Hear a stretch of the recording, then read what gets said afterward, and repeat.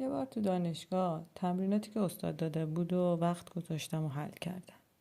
بعد استاد یه ایمیل داده بود که جوابا رو براش بفرستی. دوستم خودش حل نکرده بود. بعدم فرصت نداشت که بفرسته. به من گفت اگه میتونی جواباتو برام یکم فرق بده و برای استاد بفرست.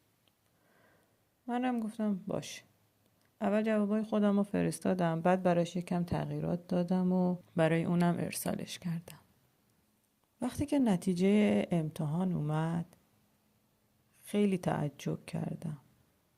نمره من از اون تمرین کامل نبود، ولی نمره دوستم کامل شده بود. خیلی ناراحت شدم. گفتم من حل کردم، من ارسال کردم، من برای اونم ارسال کردم، ولی نمره اون کامله، نمره من کامل نیست. خواستم برم به استاد بگم. بعد دیدم اگه برم به استاد بگم دوستم رو ضایع کردم.